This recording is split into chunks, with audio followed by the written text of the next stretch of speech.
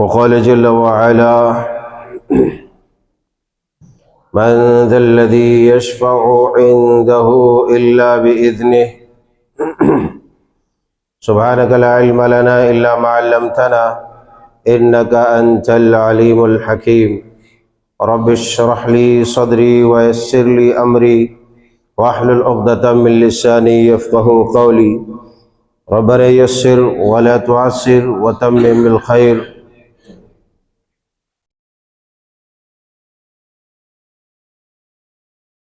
اللہ وحدہ لا شریک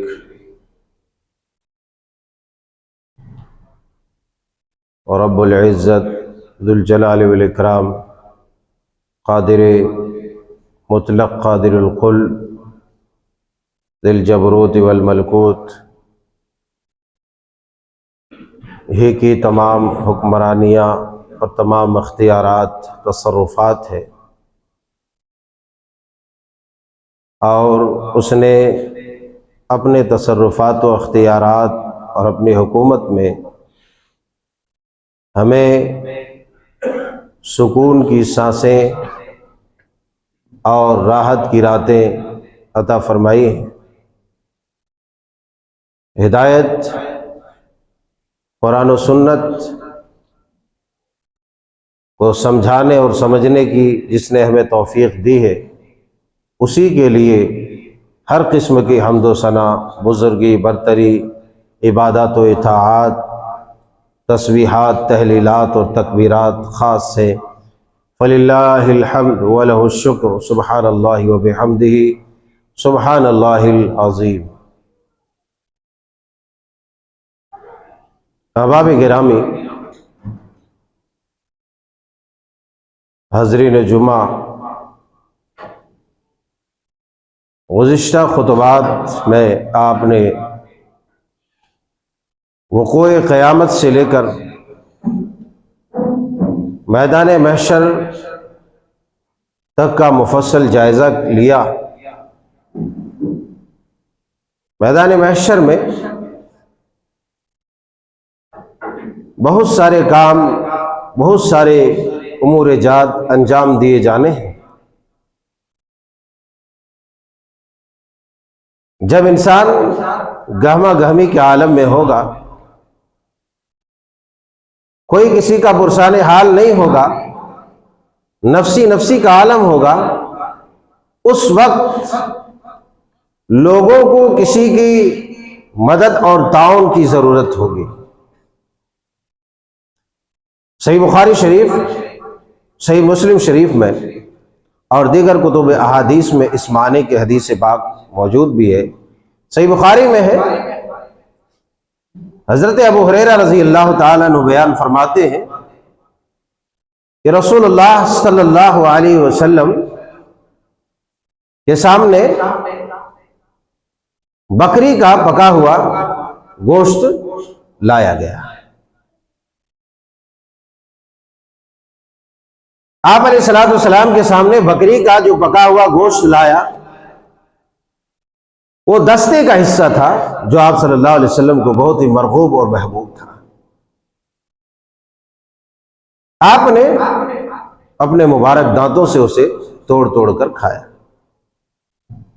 اسی بیچ صحابہ اکرام علیہم الرضوان سے ایک گفتگو کی، ان کے سامنے کچھ باتیں رکھی، کہا کہ میں قیامت کے دن لوگوں کا سردار ہوں گا، قیامت کے دن لوگوں کا سردار ہوں گا۔ ظاہر سی بات ہے، آپ پہلے بھی سردار ہیں، آپ پہلے ہی افضل الخلائق ہیں، امام الانبیاء ہیں، سید المرسلین ہیں۔ آپ علیہ السلام نے فرمایا میں قیامت کے دن تمام لوگوں کا سردار ہوگا۔ وہ کیسے ہوگا؟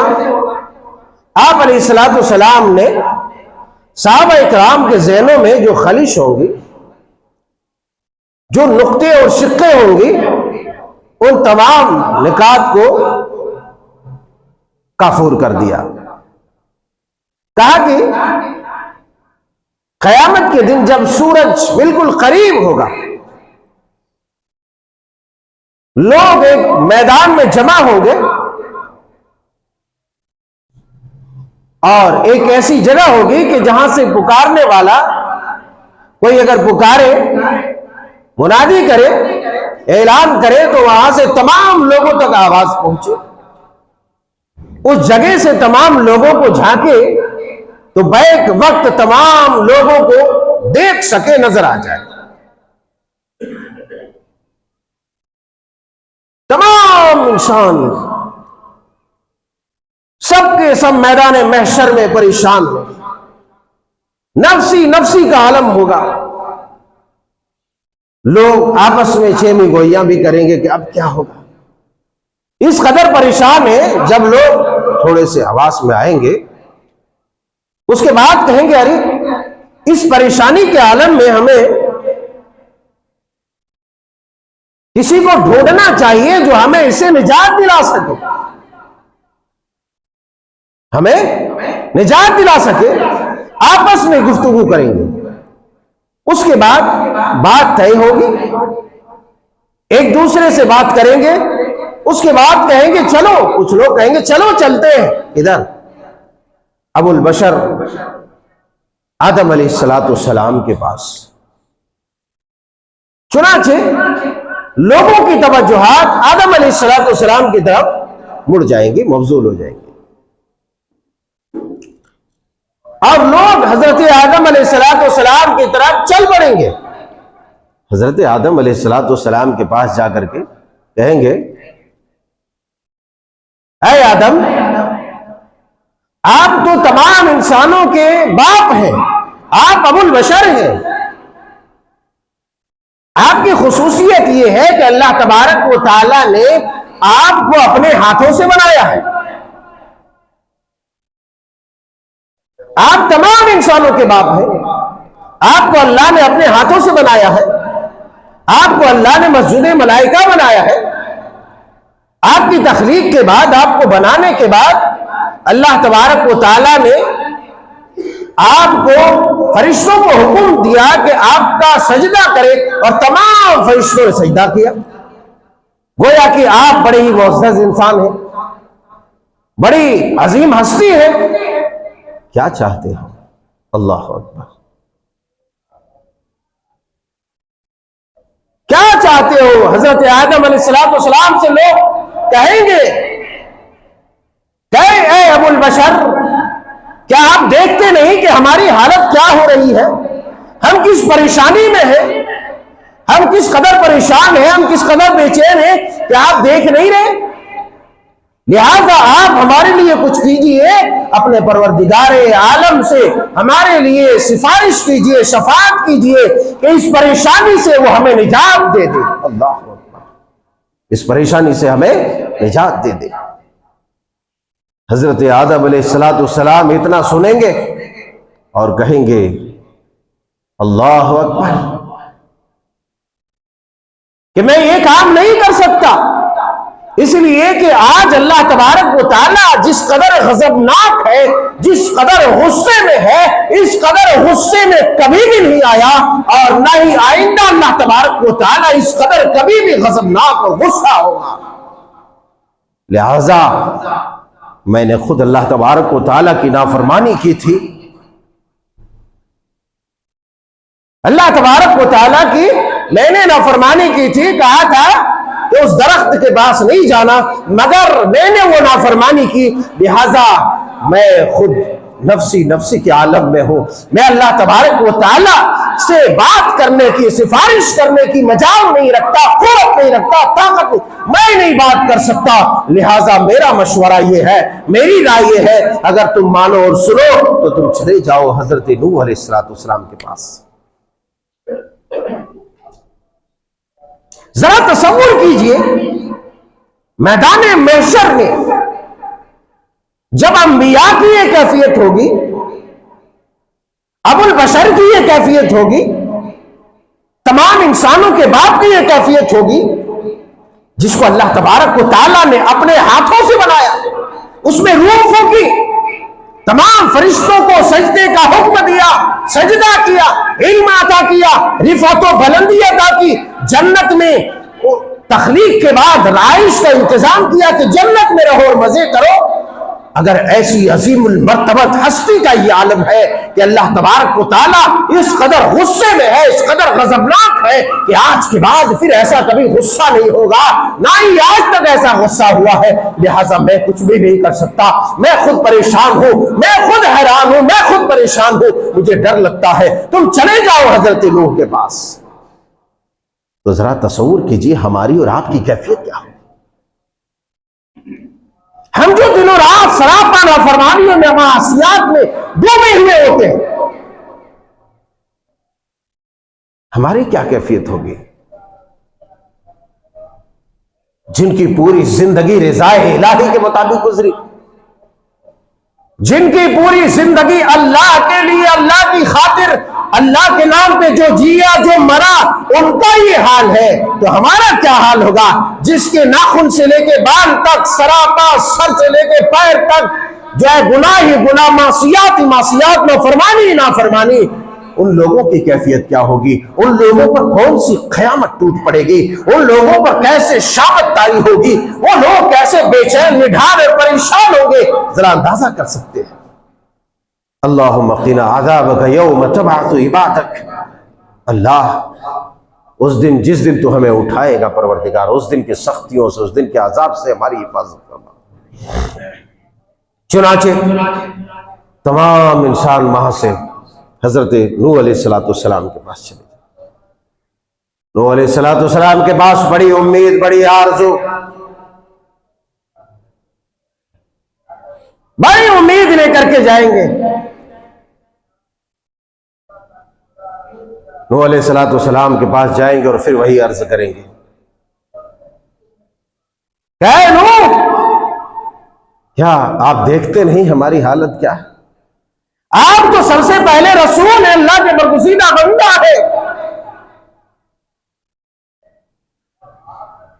آپ سب سے پہلے رسول ہیں، کیا آپ دیکھتے نہیں ہماری حالت کیا، ہم کس قدر پریشان ہیں؟ نوح علیہ السلام کا بھی وہی جواب ہوگا جو حضرت آدم علیہ السلام دیں گے۔ آپ علیہ السلام نے فرمایا کہ آدم علیہ السلام کہیں گے کہ آج کے دن اللہ تبارک و تعالیٰ جس قدر غضبناک ہوا ہے، غصے میں ہے، ایسا اتنا غصے میں کبھی بھی نہیں تھا اور نہ کبھی ہوگا،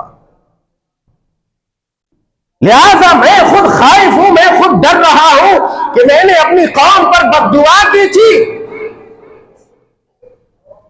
میں ڈر رہا ہوں، میں خود پریشان ہوں، نفسی نفسی، یہ کہہ کر کے حضرت نوح علیہ السلام کہیں گے کہ آج میں ہی پریشان ہوں، میری کوئی گارنٹی نہیں، نفسی نفسی، میں پریشان ہوں، میں پریشان ہوں، میں پریشان ہوں، اللہ اللہ، لہٰذا میں کچھ بھی نہیں کر سکتا، میں کچھ بھی نہیں کر سکتا، تم لوگ اگر میری مانو، میرا مشورہ ہے، میری رائے ہے، تم لوگ چلے جاؤ حضرت موسیٰ علیہ السلام، ابراہیم علیہ السلام کے پاس۔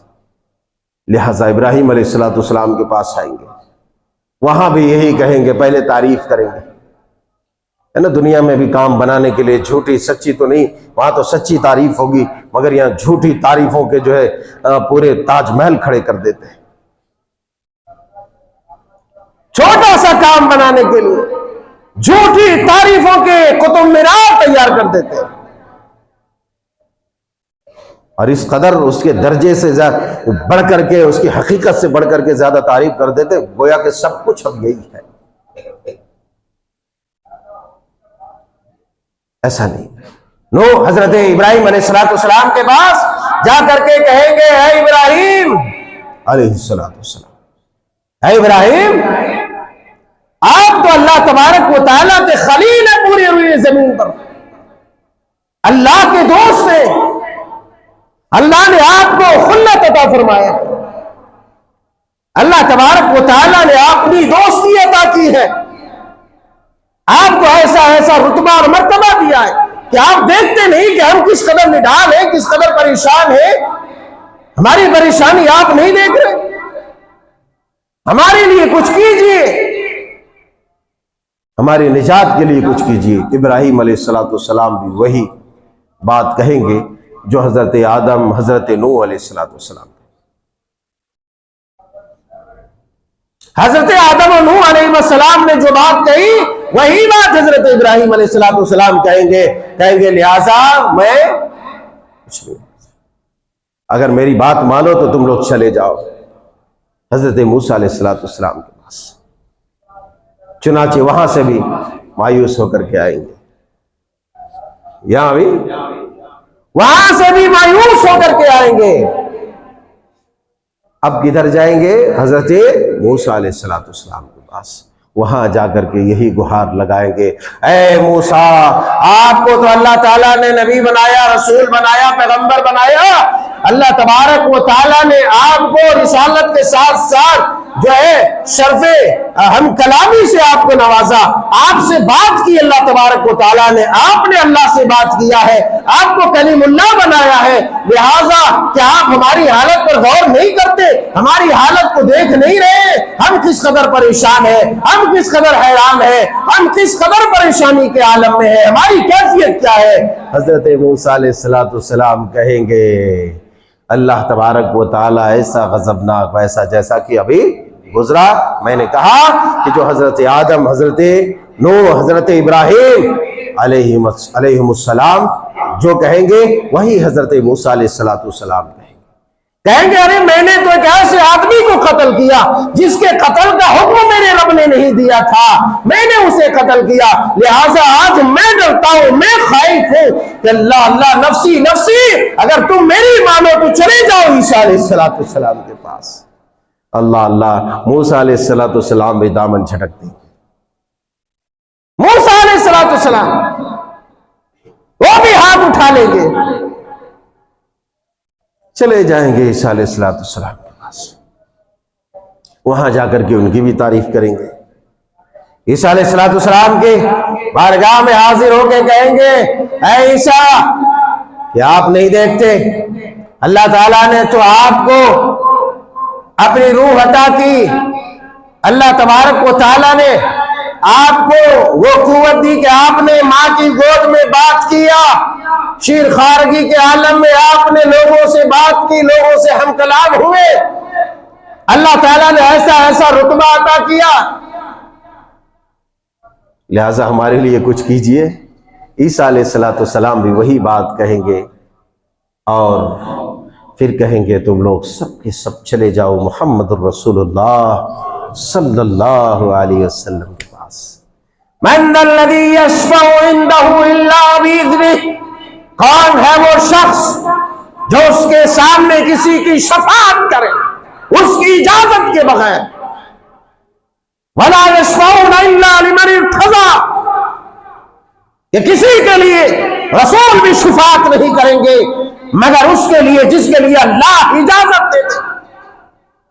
شفاعت کے معاملے میں لوگ اولیاء کو، فرشتے کو، صاحب قبر کو، صاحب مزار کو، دستار کو، ولیوں کو، پیروں کو، فقیروں کو یہ تصور کرتے ہیں کہ اللہ کے سامنے وہ ہماری شفاعت کریں گے۔ یاد رکھو خدا کی قسم، ولا یشفعون الا لمن ارتضی، وہاں رسولوں کا یہ عالم ہوگا، رسولوں کی یہ کیفیت ہوگی، پیغمبروں کی یہ کیفیت ہوگی، جن پیغمبروں کو کتاب دیا، دین دیا، شریعت دی اور رسالت عطا کیا، ہم کلامی عطا کی، جن کو اپنے ہاتھوں سے بنایا، جن نے اپنی روح پھونکائی، جن کو خصوصیات سے، معجزات سے، کرامات سے نوازا، ویسے تمام کے تمام اجلہ انبیاء کرام علیہ السلام اس قدر کپا رہے ہوں گے، ڈر رہے ہوں گے کہ لوگ جائیں گے بڑی امیدوں کے ساتھ، لیکن لوگوں کی امیدوں میں پانی پھر جائے گا۔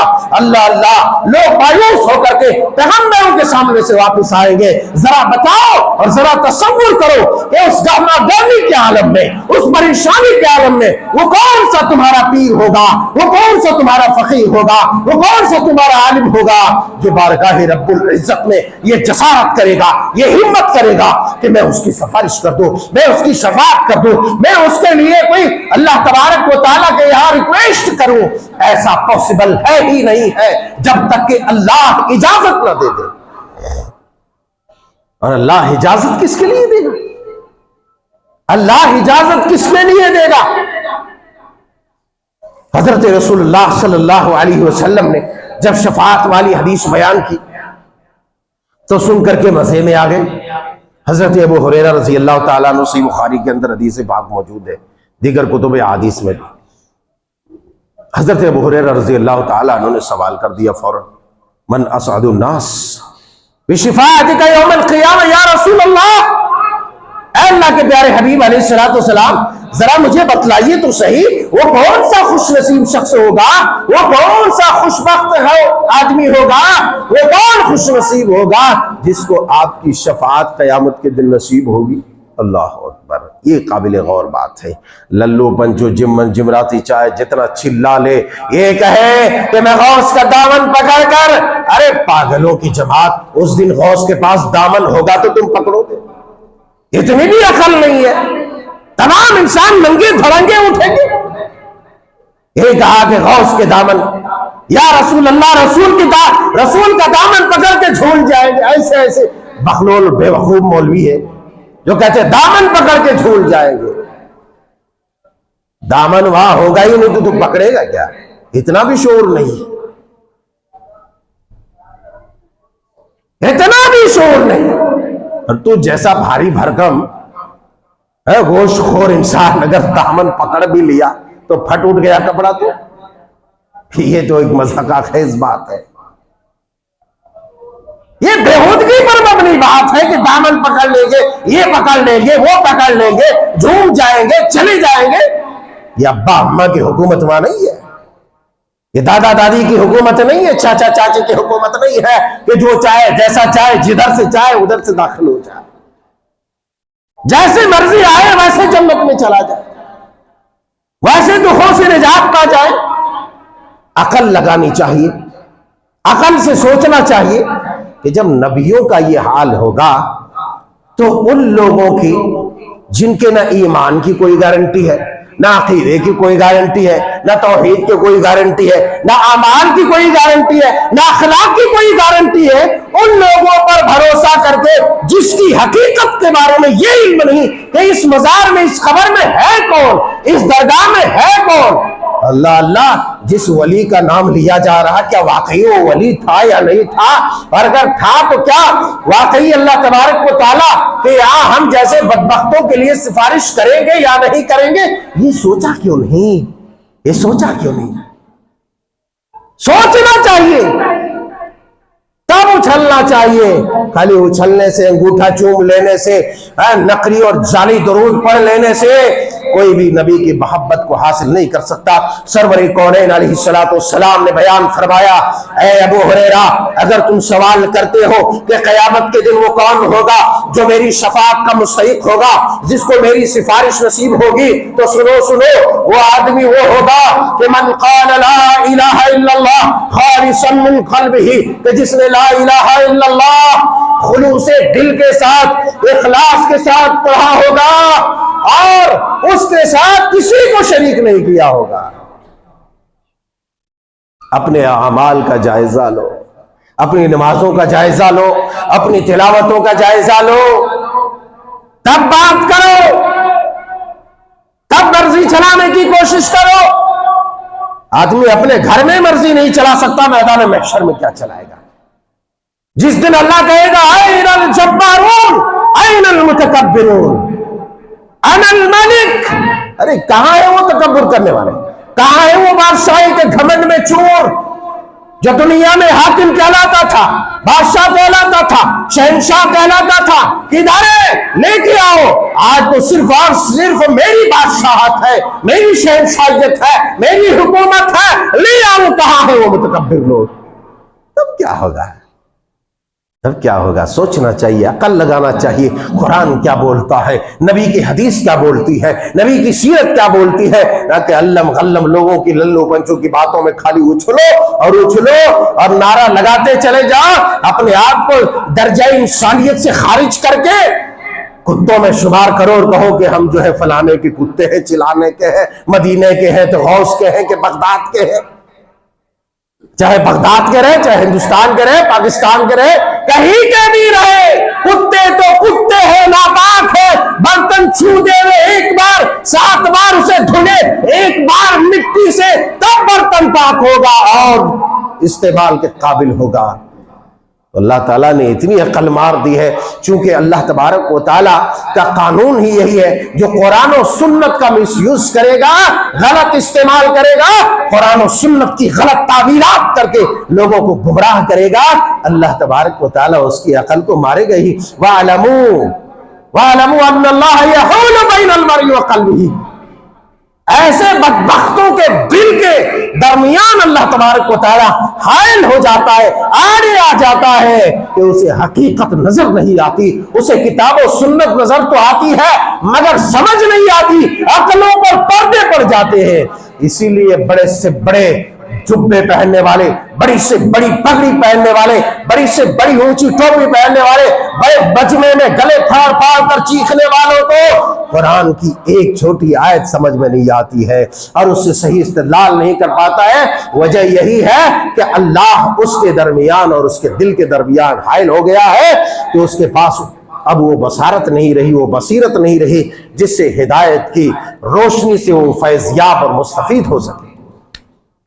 باہر صورت اللہ تبارک و تعالیٰ کی بارگاہ میں شفاعت ہر کوئی نہیں کر سکتا، تو وہ لوگ، ان لوگوں کے خیالات، نظریات، آ جائیے سامنے، آئیے سامنے، آ جائیے آپ لوگ۔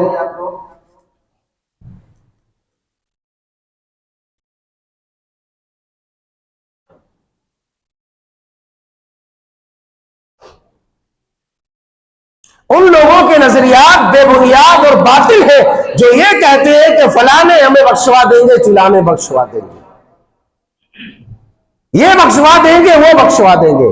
قرآن کی صرف آیت الکرسی پڑھ لو یار، صرف آیت الکرسی پڑھ لو، بات بالکل کلیئر سمجھ میں آ جاؤ گی، صرف آیت الکرسی پڑھو۔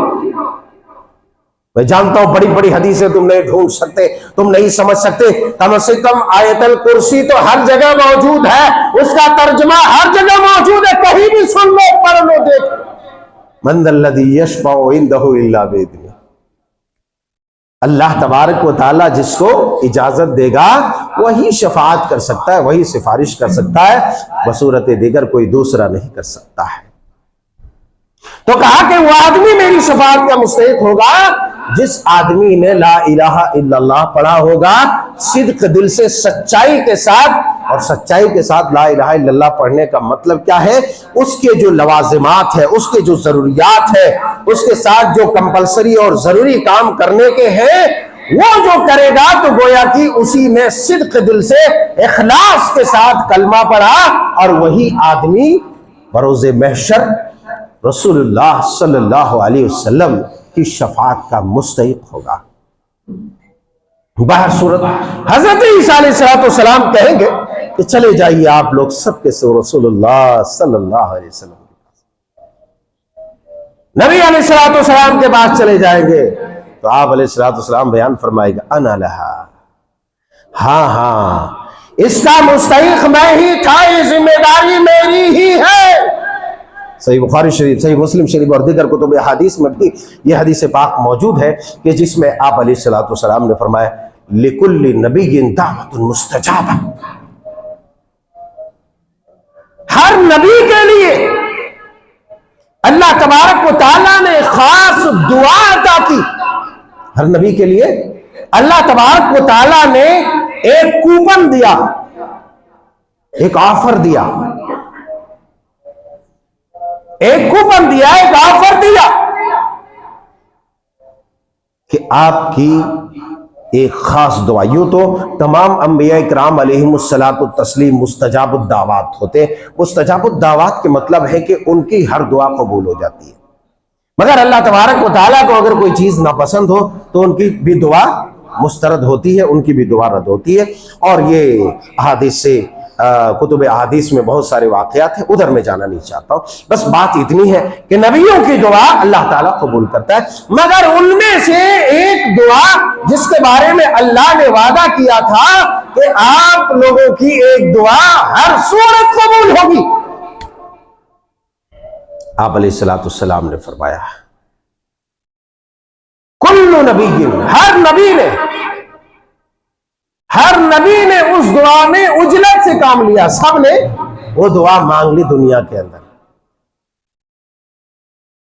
ہر نبی کو ایک دعا دی گئی جس کی ضمانت دی گئی کہ ایک دعا آپ کچھ بھی کریں گے ہم قبول کر لیں. تو فتحجل کل نبی دعوتہ، کہ ہر نبی نے اپنی دعا میں اجلت کی اور اپنی دعا اللہ تعالی سے مانگ لی.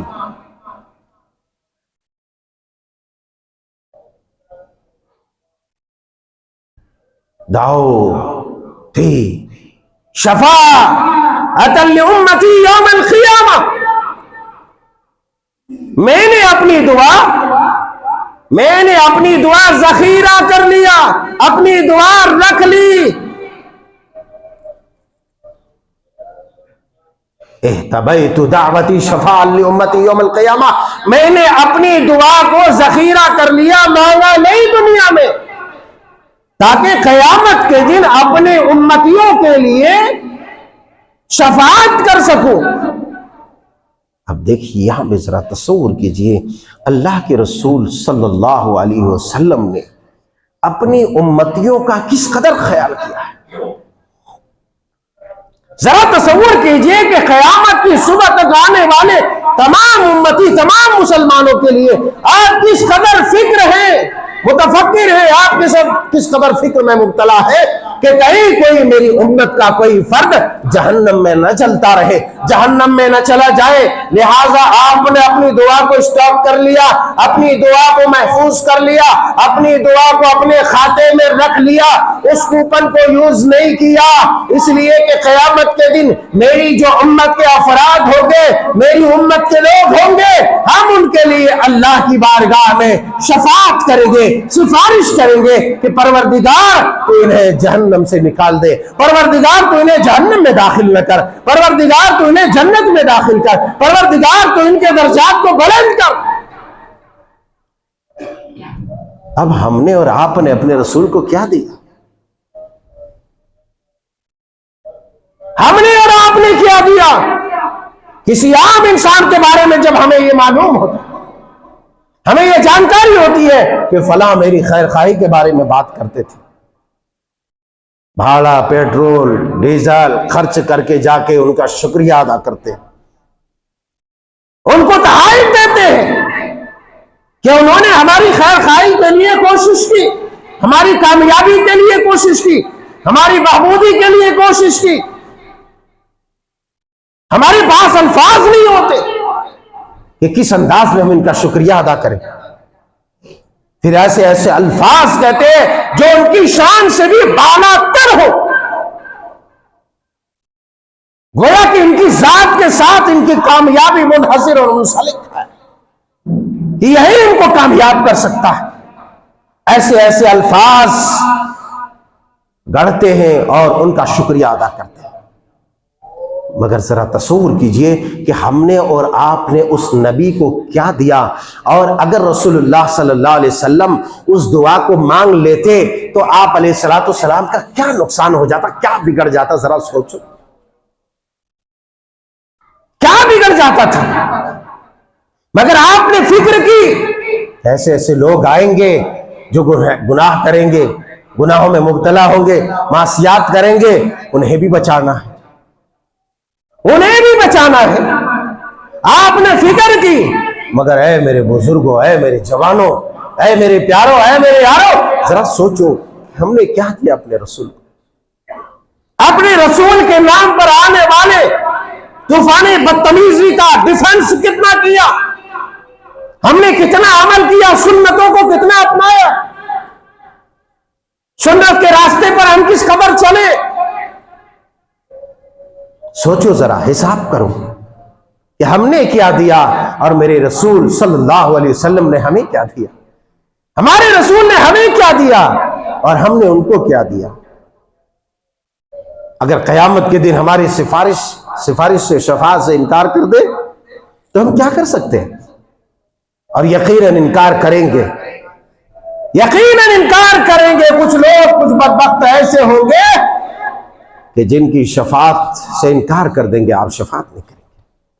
اور آپ تصور کرو کہ کتنا گیا گزرا، کتنا بڑا بدبخت آدمی ہوگا، کون وہ بے وفا ہوگا، کون وہ بد نصیب ہوگا، کون وہ بدبخت شقی انسان ہوگا جس کے شفاعت سے رسول اللہ صلی اللہ علیہ وسلم انکار کر دیں گے۔ بہر صورت قصہ مختصر، اب اس جمعہ سے لے کر اس جمعہ تک غور کیجئے کہ ہم نے اپنے رسول کو کیا دیا ہے اور رسول اللہ صلی اللہ علیہ وسلم نے ہمیں کیا دیا ہے۔